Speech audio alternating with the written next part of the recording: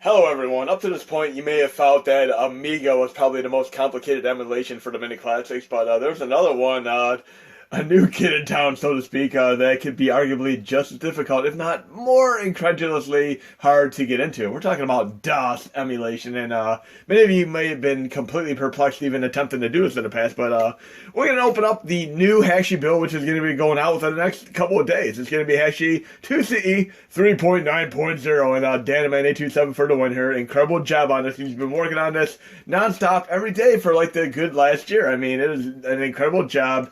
And we've gone over many of the bugs that have been out there, and he's gotten them all fixed up one by one in a really, really awesome way. I'm going to show you what I'm talking about as far as once I open this. And the very first time you open Hakchi, you want to make sure you had the firewall warning that you confirm it if you do get it popped up on the screen.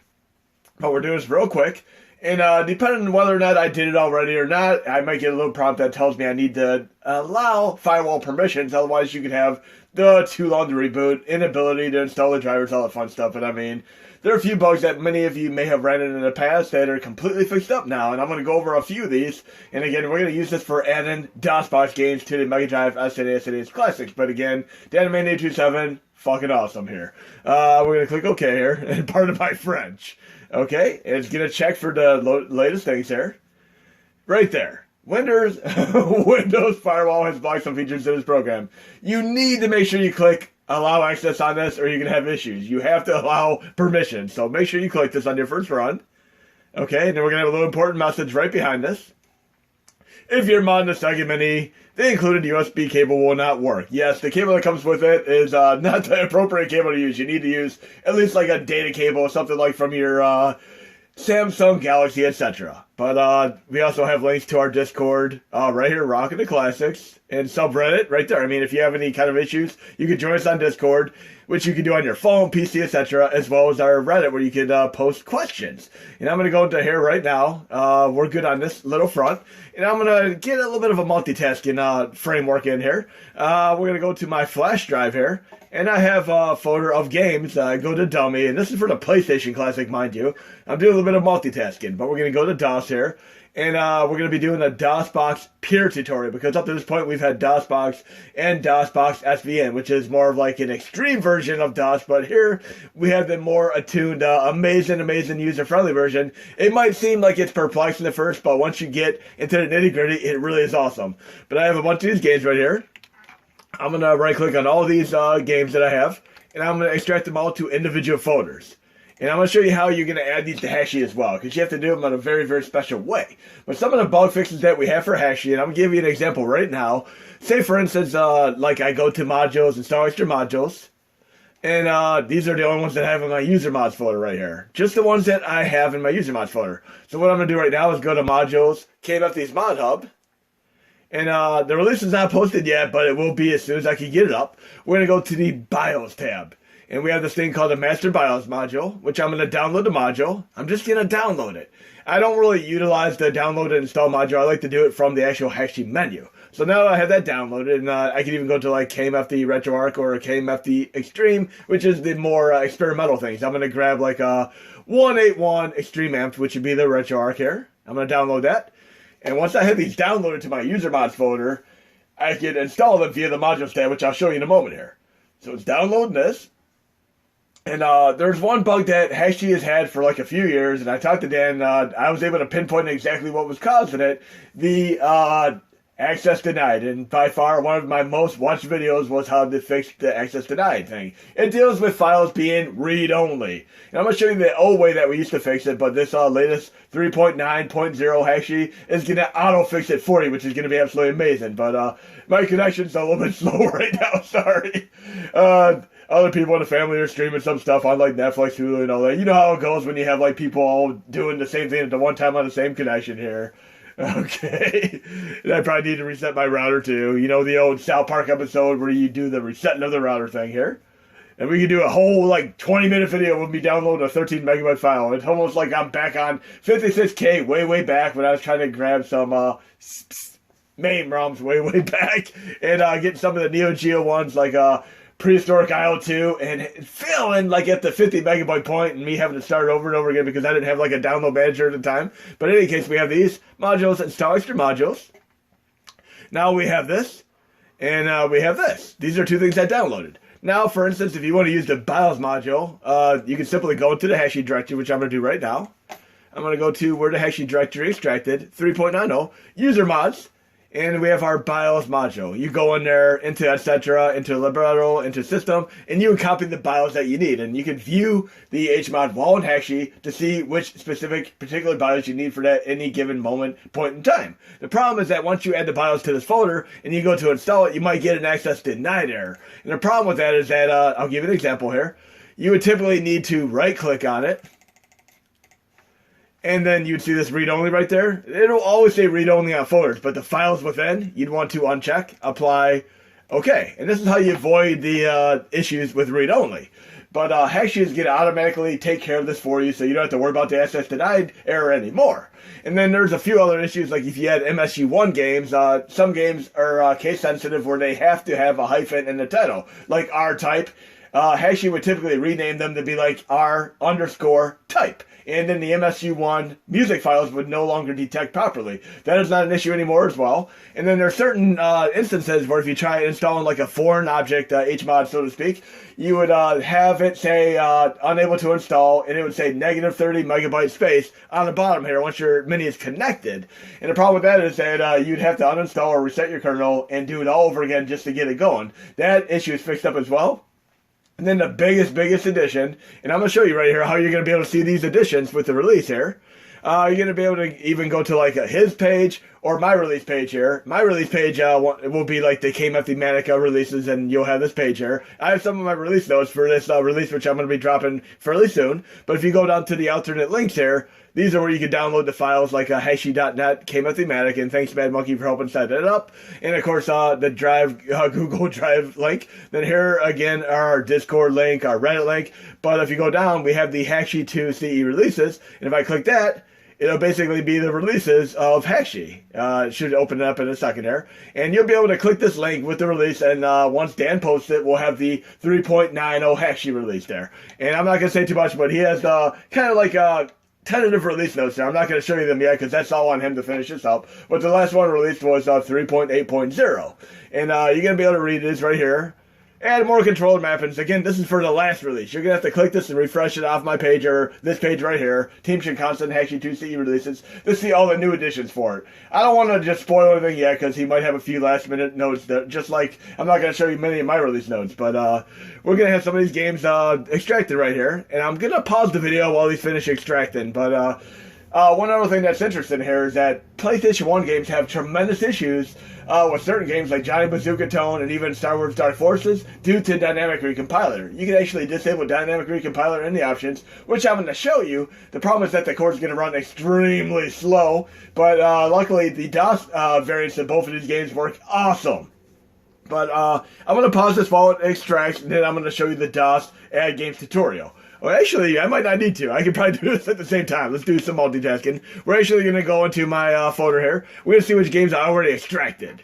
We'll go here. I got quite a few here. And the thing I do like about DOS and Amiga, etc., is that you typically have more licensed games to contend with. Like here, we have our DuckTales 1 and 2 for NES, which were made by Capcom. But here we have a completely different game called Quest for Gold. And it's a platformer style game.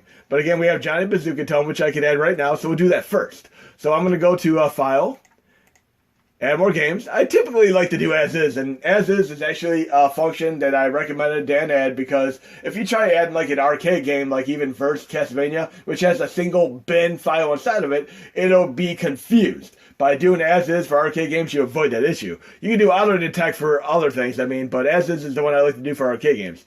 I'm going to do As Is right now, and I'm going to go to my exact drive and add the Johnny Bazooka Tone one. So again, multitasking. DOS X, and we're going to go down to Johnny Bazooka Tone, and I'm going to show you exactly the way you're going to want to do this for Hakchi, because this is very, very crucial here. You're going to add just the main executable, and the problem with some DOS games is that they require installation, but with DOSBox Pure, this is no longer going to be an issue. Before, you'd have to kind of load the setup first, or like even a DOS 4 GW, which you're probably not even going to have to worry about for this particular instance. But we're going to add Johnny Executable. Usually the main game would have a name as far as similar to being the name of the game. So in this case, Johnny aka Johnny Bazooka Tone executable. And obviously, if you don't have your extension showing up in your windows or such, you're just going to see Johnny. You won't even see it say executable until you highlight over it and it says application. But we're going to add just this file. But watch what I do here. I'm actually going to copy and paste all these files while I'm here before I add it. Just watch it very, very carefully. So I'm going to copy and paste all these files. And it's lagging just a little bit because I'm doing all kinds of multitasking here. My computer needs a restart, folks. Okay, I'm going to copy and paste these. Copy. And then I'm going to add just the Johnny executable. So it'll save you some time if you already copied the files ahead of time. Now it's going to be right up here. And I'm actually going to show Windows Explorer, which could be F4, or just do it right here through a right-click context menu. And then I'm going to just copy and paste the rest of the files here. And notice it says Johnny executable 7-zip. That will not work. So you want to actually go to settings here. Compress games when added. We're going to just disable this for right now, and we're going to re-add the game. And I'm just going to delete this. You can also right-click and put decompress select the game, too. I mean, that is one of two different ways you can do it. Now we're going to go back to the folder. Now we have Johnny executable. We're fine. So again, you're not going to want to have DOS games or Amiga games, etc. compressed. You want to avoid doing that. So look for that option. In any case, I'm going to copy and paste the rest of the files here. Okay, and you have to have all the files. I mean, the entire subdirectory, just like an installation on Windows and such. And then we're going to get into the nitty-gritty of how to set some of these up on the Mini Classics themselves. I mean, but again, I'm copying all the files here for Johnny Bazooka Tone individually here. And it's going to ask me if I want to overwrite Johnny executable again. I just copied all the files just to get everything intact there. It's the same file. I could just click copy and replace. It's fine as is. So literally, this is all good to go. And I'm just going to have to basically download, or I could just do the, in this particular case, I could manually do the command line. If you could right-click on it, or you could do this. It'll be DOSBox Pure. Nice and simple. DOSBox-Pure. That's all you got to do. But the other thing you can do is once you download the HMod, you could right-click and click Select Emulation Core, and you'll be able to pick it from there once you have it in your user mods folder, which I can actually do right now. I can take it from my release real quick. Might as well make this as easy as possible for you folks. Let's go into where my release is real quick. All kinds of crazy shenanigans here. Okay. I'm going to go to the DOSBox, and it's sweet. It's going to have DOSBox, DOSBox Pure, and DOSBox SVN. So I'm going to take that and copy it to my user mods folder for right now. Again, you can just download it from the mod hub typically, so I'm going to copy it right there. Now it's there. It's going to be able to detect it and do the command line. So I'm going to right-click, select Emulation Core. DOS, and it's going to be the DOSBox Pure one right there. And obviously I'm going to have to change it so it says DOSBox Pure, so there we go. I have to fix that real quick. Apply. So I'm going to make sure I have it say DOSBox Pure from the final release. But once you do that, it's going to show up in your games right here, right there. And then I can obviously do my prefix here. You can do a prefix with the right click as well, but I like to do it. I'm just going to do DOS, Johnny, Bazooka Tone. And then I can Google for some art real quick. But we have the command line there. And there's multiple command lines depending on if you right-click or if you do it manually. We're going to Google for some Johnny Bazooka Tone artwork real quick. And yes, I'm going to fix that little right-click there so it'll actually say it. Okay, what do I want? I like this. We'll do this one real quick. It's going to be on there. And then I can simply sync or export to USB. And one other feature that you're going to be able to do with this Hakchi release, if you have a mini classic where you lost your computer usage, you can literally dump your entire contents of your mini game-wise right into your Hakchi games directory. So once you do that, it'll actually, let's do this real quick. We're going to back out. Once you do the dump, it's all going to show up in here. You have all your games in this folder once you do it. So it's going to be a nice addition. Let's go to File here real quick, see what we have. We have the export games, add more games, and restore original games. I mean, there's so many different options here. Advanced, modules, view, settings, tools, import games from Mini. There you go. The single most wanted feature of all time for Hakchi, and DataMan827 made it happen. Took a considerable amount of effort and work and patience and perseverance, but yes, you could dump your contents of your Mini finally and not have to worry about FTP and seeing all the COV folders. But just go through the options and look at all these amazing things. But right here, awesome, awesome, awesome addition. Now that everything's extracted, we're going to boot up to the Mini here. And we're going to check out the PlayStation Classic for right now. Now here's where things get really, really confusing. You gotta remember things in one particular element here. Your controller is your keyboard, and your keyboard is your controller. You'll see what I mean in a moment. We're going to go low content start directory dummy. And take, for instance, if we're adding an executable for Johnny Bazooka Tone on Mega Drive, SNES, or NES Classic via the updated 3.9.0 Hakchi, then you copy and paste the pertinent dependency files into your CLV folder via F4 or the right-click context menu, navigate to this folder here. It'll work out great once you sync or export it and have your RetroArch and your DOSBox Pure core installed. But in this case, on the PlayStation Classic, we gotta do things just a little bit differently. You just copy the folder to your dummy folder, so to speak. Top left there, media, which would be my flash drive, dummy folder, which is where I contain all my games of the various subsets. Raptor Color Shadows, and here's one thing that the previous DOSBox and DOSBox SVN couldn't really properly do at the time, but it's going to be great here, and a true opportune moment here. And it works the same way for OpenBore, actually, which I'll show you. I'm going to click Wrap Executable, which is the closest approximated name for the Raptor Color Shadows to load with your DOSBox Pure core. And then obviously we're still going to have DOSBox and DOSBox SVN for people who still want to use those, but DOSBox Pure is going to be a go-to for many people, and it's going to be absolutely amazing. So we're going to load this, and say for instance you have more than one OpenBore game in your directory. When you load it, you'll get a menu of like all of them. Same thing here. You'll have more than one executable. They'll pull up in a little subset menu. We're going to go to Setup Executable here.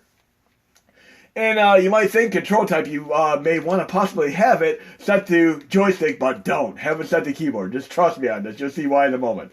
So we have it set to keyboard. Then if you go to select your music card, you're going to pick Sound Blaster. That is the typically go-to sound device for most DOSBox games. I mean, then you can just do the generic preferences here on many of the other schematics there. Bam. And then we can save settings. And we're good to go. And if you don't have controls there, I'm going to show you what happens next if you don't have controls. We're going to go to Wrap Executable since we have it set up there. And once we're there, it's loading. We got our Sound Blaster initialized. Everything's great there. Everything's good to go. We can go into quick menu controls here. And this amazing implementation here is going to do one or two things with your controls. You could have automatic keyboard mapping to your controller here. And I'm going to show you the interesting thing about how this even came about from a few years ago. Because I was playing the game Turrican, and just watch here. I'm going to go down. I'm going to actually, I have my on-screen keyboard programmed to my L3 button on my controller, which is my left analog. But if you just have like an L trigger, you can program it there as well if you so choose to. But a few years ago, I was playing Turrican on Commodore 64 core when I got that up and running on many classics. And I was trying to play it, and I pushed the button, they pull up an on-screen keyboard, to push the spacebar to do a special wave attack with my Super Soldier in Turrican. And that is unintuitive. You don't want to have to pause the game to do like a jump in Mario Brothers, etc. It just doesn't work out well. But I can pull it up if I need to, and this on-screen keyboard is great for playing stuff like, of course, Return to Zork and those text adventure games. But we're good to go here. We got our controls. This is awesome. New mission. Okay. Our call sign, we can pull up the keyboard here, and we'll just do KM. Go down there. Then we can go back. And now we're on call sign. KM. Enter. There's great music here. And go back, and we're going to pick the hardest difficulty, Elite Mode Activate. We can go to Supply Room, we can go to Fly Mission here, and we'll go to Bravo Sector here.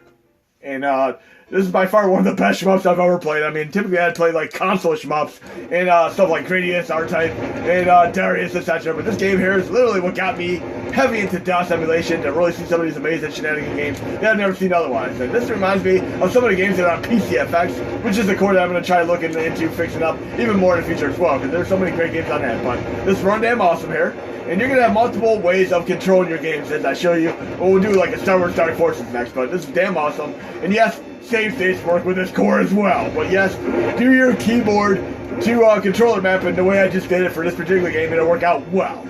So awesome, awesome game. Now we're going to move on to another game. Low content start directory dummy, DOS. And we're going to go to Star Wars. Definitely do some Star Wars there. Dark Forces.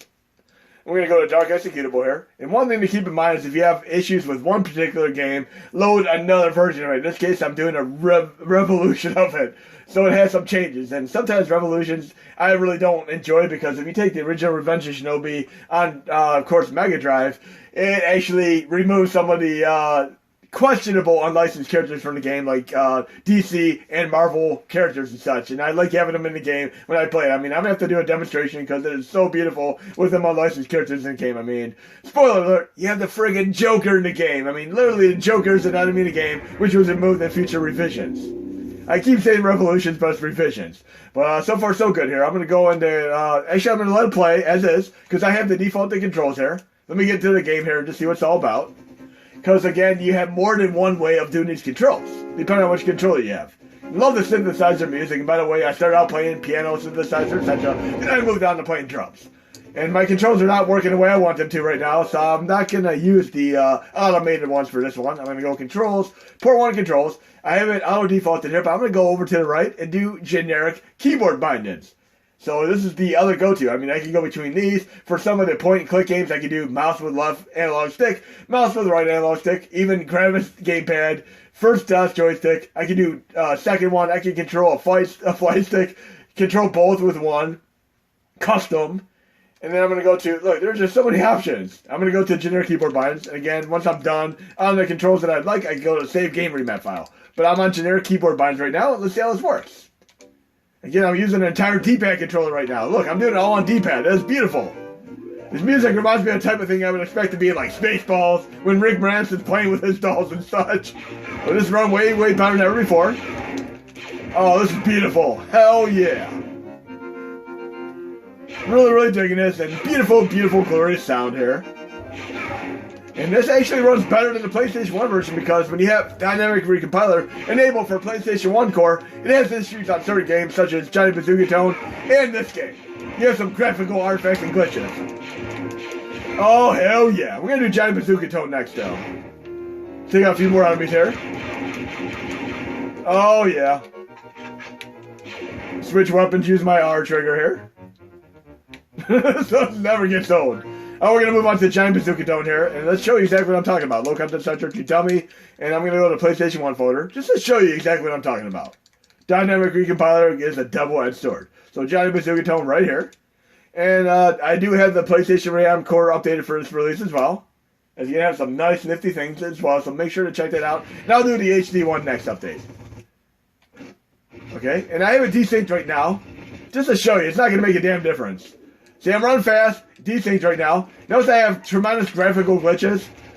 In order to fix these glitches, I have to go to quick menu, options, and I have to go down to dynamic recompiler and disable it. And watch what happens the moment I disable it. Graphic glitches will be gone, but then the game's going to run slow. And I made it run like as fast as I possibly could just to show you the difference here.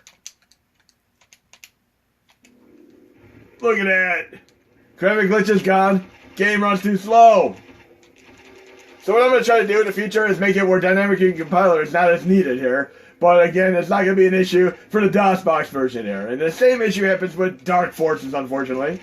But yes, you can play fast without the graphical glitches.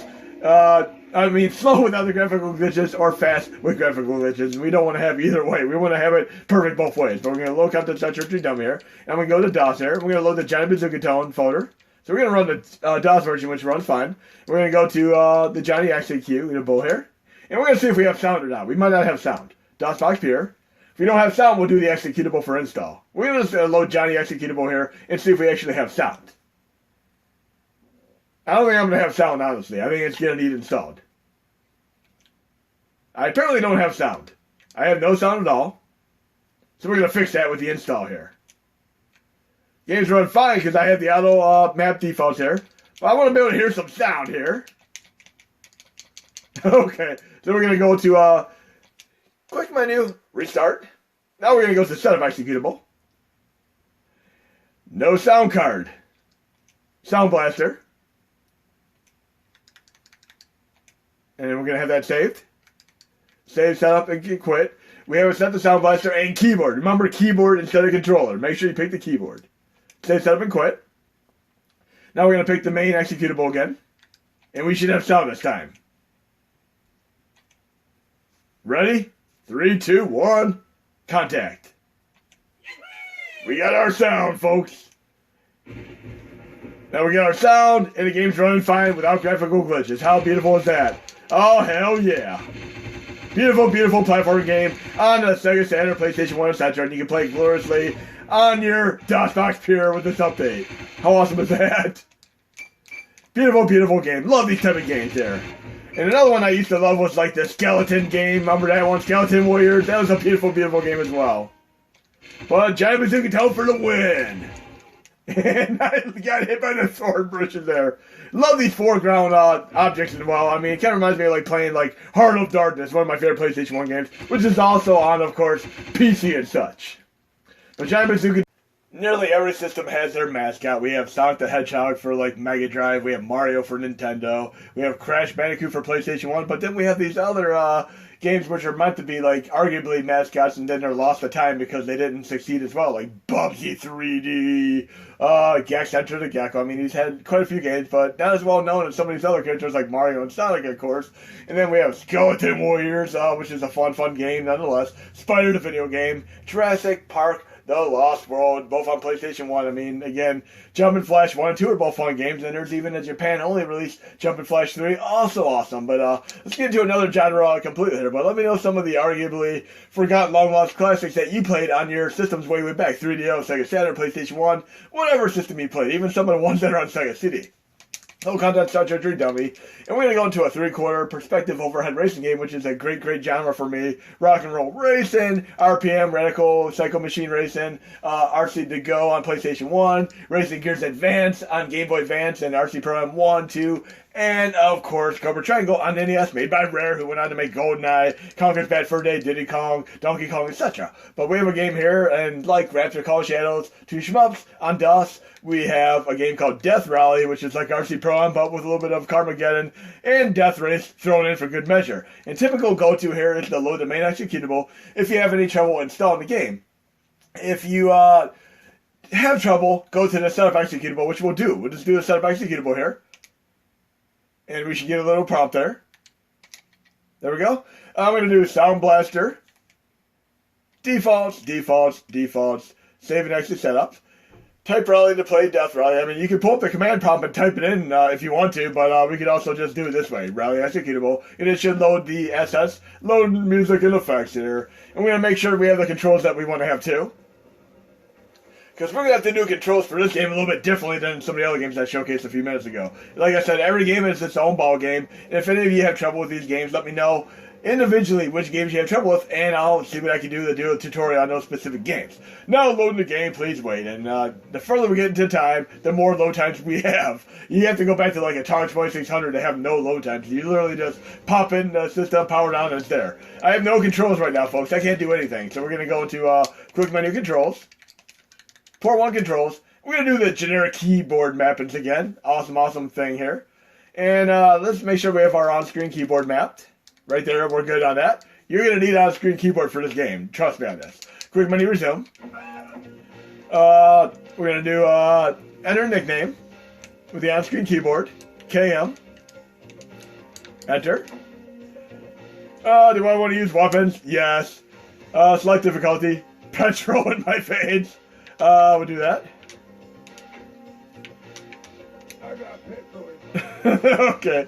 Continue. Do the first stage there. Oh, let's check this out. Okay, we're going to make sure we have our controls once we get the game going here. Prepare to race. This reminds me a lot of Racing Gears Advance. It really does. Kind of like the Stunt Racer 64, which I showcased on Nintendo 64. Reminds me of the PSP, PS3 grip shift. This guy reminds me a little bit of Racing Gears Advance, albeit with more violence. And let's see if we have controls here. If I don't, I'll switch it. Enter to continue. Get ready to go. Okay. And we got controls. This is insane. Look at these people here. Look at this guy right here. Look at this. Hilarious. There's more people right there. You literally have like a little bit of Carmageddon stuff going on here. This is crazy. So yeah, a little bit of RC Pro M with 3/4 perspective. Let me know what your favorite racing games of this nature are. There's a bunch of them on Neo Geo as well. We're gonna have to. Anyways, hope you enjoyed the DOSBox Pure tutorial, and like I said, the release will be out as soon as I can possibly get it out. And 50 plus people a day asking me, when's the release going to be out? Is it out yet? Etc. It's simply not going to make me get the release out any faster, because many of you who keep asking me, I ended up having conversations with you for like 10 or 15 minutes at a time, and then there you go, the update gets delayed even further. I'm trying to get it out as soon as I can though, folks, so just be patient, it'll be out soon.